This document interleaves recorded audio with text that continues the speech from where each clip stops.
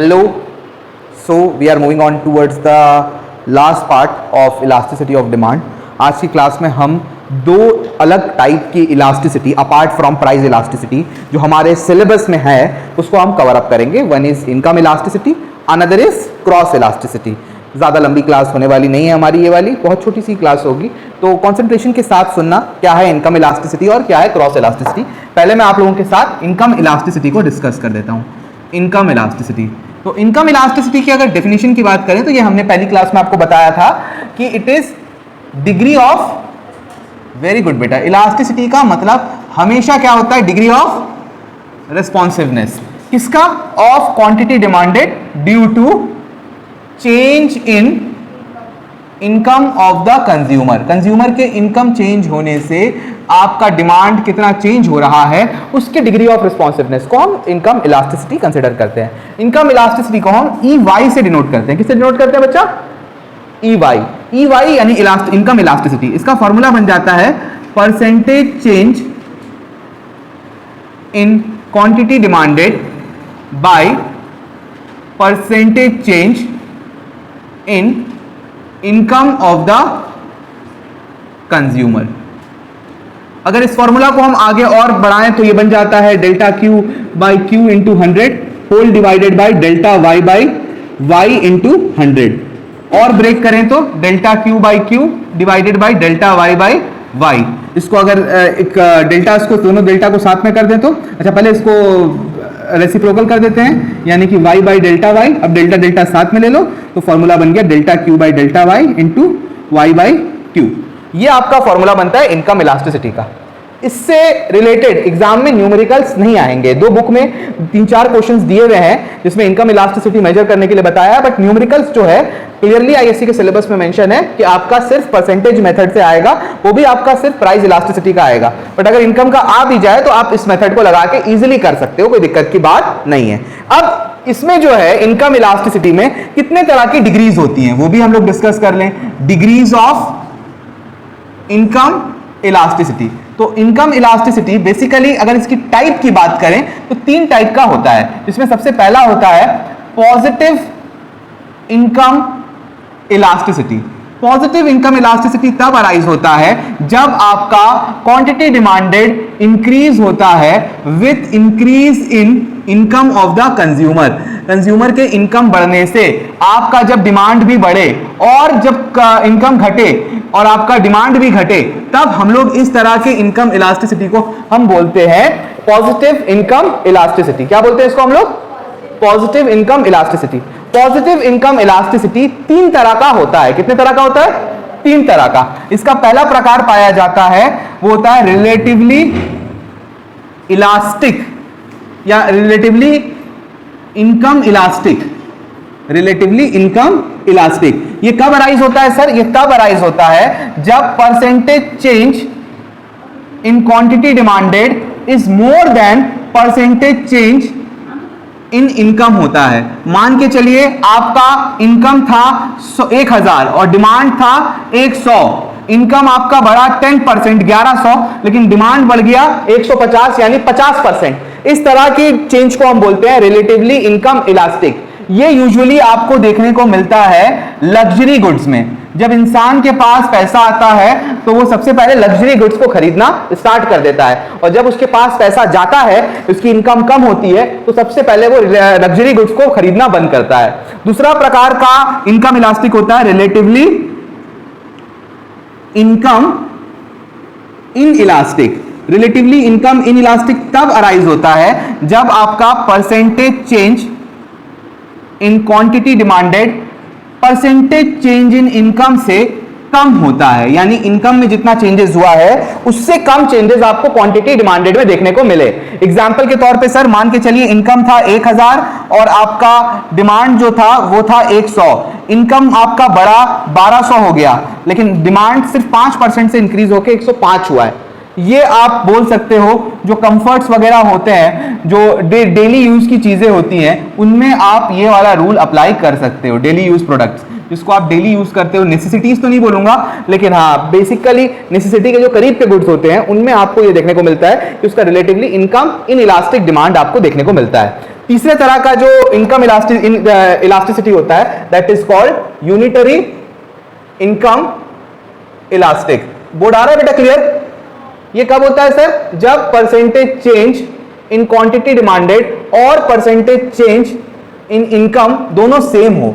इस तरह के सिचुएशन में जो आपकी इनकम इलास्टिसिटी आती है that is unitary income elasticity. ये किस तरीके से हो सकता है सर? मान के चलिए इनकम था 1000 और डिमांड था 100, इनकम बढ़ा 20% 1200, क्वांटिटी भी बढ़ा 20% 120, तो इसको हम लोग बोलेंगे यूनिटरी इनकम इलास्टिसिटी। ये डिपेंड करता है सिचुएशन में, अगर ऐसा कोई सिचुएशन अराइज होता है तो यू कैन से ये यूनिटरी इनकम इलास्टिक है। बट ये तीनों ही पॉजिटिव इनकम इलास्टिसिटी है। पॉजिटिव इनकम इलास्टिसिटी हमेशा नॉर्मल गुड में अराइज होता है। किसमें अराइज होता है? नॉर्मल गुड में। लेकिन दूसरे तरह का इलास्टिसिटी हम लोग को देखने को मिलता है that is called negative income elasticity.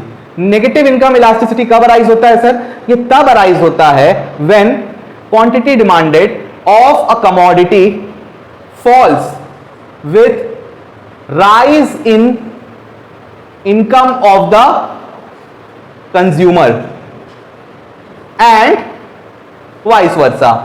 Vice versa का मतलब सर, जब क्वांटिटी डिमांडेड इनकम घटेगा तो क्वांटिटी डिमांडेड बढ़ जाएगा। ये यूजुअली देखने को मिलता है आपका इंफीरियर गुड्स में। किसमें देखने को मिलता है?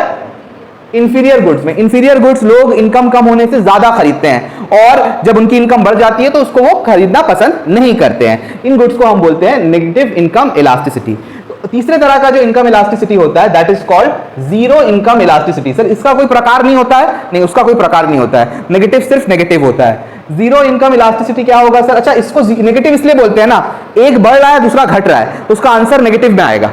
इसको पॉजिटिव इसलिए बोलते हैं क्योंकि एक बढ़ रहा है दूसरा भी बढ़ रहा है, एक घट रहा है दूसरा भी घट रहा है, दोनों पॉजिटिव हो या दोनों नेगेटिव हो आंसर पॉजिटिव आएगा। लेकिन अगर एक पॉजिटिव एक नेगेटिव होगा तो आंसर नेगेटिव आएगा। इस वजह से इसको नेगेटिव इनकम इलास्टिसिटी बोलते हैं। और जीरो इनकम इलास्टिसिटी क्या होता है सर? जीरो इनकम इलास्टिसिटी तब अराइज होता है when quantity demanded of a commodity does not change with any change in income of the consumer. Consumer का इनकम कितना भी चेंज हो जाए, आपका डिमांड चेंज होने वाला नहीं है।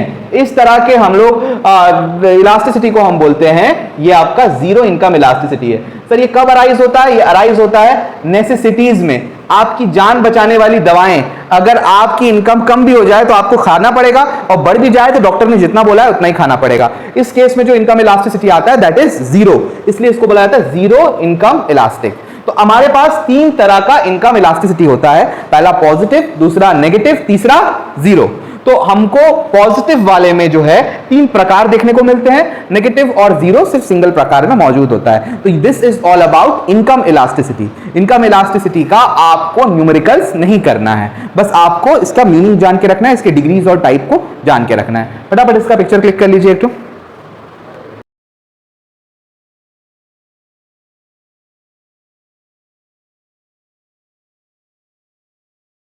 Let's move ahead.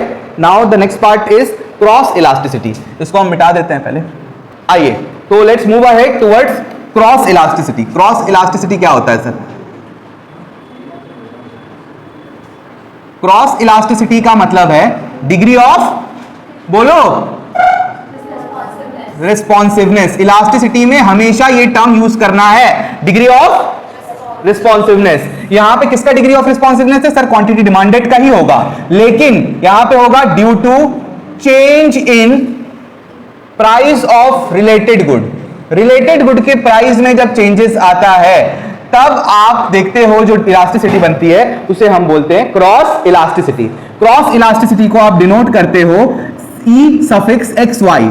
यहां पे क्या होगा फॉर्मूला? यहां पे फॉर्मूला हो जाएगा percentage change in quantity demanded of good X divided by percentage change in price of good Y। इसको अगर हम फॉर्मूला को ब्रेक करेंगे तो हमें मिल जाएगा delta Q X by delta P Y into P Y by Q X. ये फॉर्मूला से आप निकाल सकते हो क्रॉस इलास्टिसिटी। क्या elasticity? Cross elasticity. Cross elasticity तीन प्रकार की होती है, टाइप्स ऑफ क्रॉस इलास्टिसिटी। कितने प्रकार की होती है बच्चा? 3। पहला होता है positive cross elasticity. Positive cross elasticity कब अराइज होता है सर? पॉजिटिव क्रॉस इलास्टिसिटी तब अराइज होता है when quantity demanded of a commodity increases with rise in the price of related good and decreases with fall in the price of related good, यानी आप बोल दो vice versa. ये आपका rule apply होता है कौन से गुड में? ये अप्लाई होता है सब्स्टिट्यूट गुड में। किसमें अप्लाई होता है? सब्स्टिट्यूट गुड्स में। एग्जांपल दो एक सब्स्टिट्यूट गुड का। Sir T and coffee. इसमें क्या होता है कि अगर कॉफी का दाम बढ़ गया तो टी का डिमांड बढ़ जाएगा, कॉफी का दाम घट गया तो टी का डिमांड घट जाएगा, क्योंकि लोग कॉफी पीने लगेंगे। इसके वजह से इस तरह की इलास्टिसिटी को हम लोग बोलते हैं पॉजिटिव क्रॉस इलास्टिसिटी। एक बढ़ेगा तो दूसरा भी बढ़ रहा है, एक घट रहा है तो दूसरा भी घट रहा है, दोनों सेम डायरेक्शन में मूव कर रहे हैं, इस वजह से पॉजिटिव क्रॉस इलास्टिसिटी आएगा। दूसरे तरीके का क्रॉस इलास्टिसिटी क्या कहलाता है? Negative cross elasticity. Negative cross elasticity sir कब अराइज होता है? ये तब अराइज होता है जब आपका क्वांटिटी डिमांडेड एक कमोडिटी का इंक्रीज होता है with fall in the price of related good. Related good के प्राइस में जब फॉल देखने को मिलता है, या फिर आप वाइस वर्सा बोलिए, तो इस केस में जो आपका क्रॉस इलास्टिसिटी आता है, that cross elasticity is known as negative cross elasticity. क्या बोलते हैं इसको हम लोग? Negative cross elasticity. Got it? Negative cross elasticity का सर एग्जांपल क्या है? नेगेटिव क्रॉस इलास्टिसिटी का एग्जांपल है कॉम्प्लीमेंट्री गुड्स। क्या एग्जांपल है? Complementary goods. कॉम्प्लीमेंट्री गुड का एग्जांपल दो एक कोई भी। Bread butter. हाँ बेटा बोलो। कार एंड पेट्रोल सबसे बेहतरीन एग्जांपल। पेट्रोल का दाम बढ़ेगा तो कार का डिमांड कम हो जाएगा, पेट्रोल का दाम घटेगा तो कार का डिमांड बढ़ जाएगा। इसकी जो इलास्टिसिटी होती है उसे हम बोलते हैं नेगेटिव क्रॉस इलास्टिसिटी। क्या बोलते हैं? Negative cross elasticity. और तीसरे तरह का क्रॉस इलास्टिसिटी होता है zero cross elasticity. Zero cross elasticity कब अराइज होता है सर? ये तब अराइज होता है when quantity demanded of a commodity does not change with any change in price of related good. Related good का दाम बढ़े या घटे, मेन गुड का डिमांड में कोई इफेक्ट होने वाला नहीं है। ये एग्जांपल आता है नॉन रिलेटेड गुड्स में। किसमें आता है? Non related goods. Sir example दीजिए नॉन रिलेटेड गुड्स का। Like car and butter. Car और बटर का कोई रिलेशन है? मक्खन का दाम बढ़ गया कि कार के डिमांड में कोई फर्क पड़ेगा? नहीं। और मक्खन का डिमांड घट गया, मक्खन का दाम घट गया तो कार के डिमांड में कोई फर्क पड़ेगा? तुम बढ़ो घटो, कार का डिमांड एज इट इज रहेगा, क्योंकि मक्खन लगा के तो कार को चलाया नहीं जाता है। तो this is all about cross elasticity. तो हम लोगों ने डिस्कस करा आज की क्लास में, एक तो हमारा इनकम इलास्टिसिटी और दूसरा हमने डिस्कस किया क्रॉस इलास्टिसिटी। इस तरीके से हमने हमारा topic elasticity of demand full completion कर दिया है। अगली क्लास में अब हमारे पास मौका है, either we start chapter number 3 जो कि है कंज्यूमर्स इक्विलिब्रियम, और वी कैन स्टार्ट सप्लाई। तो आप मेरे को बताओ कि अगली क्लास में क्या स्टार्ट करना है?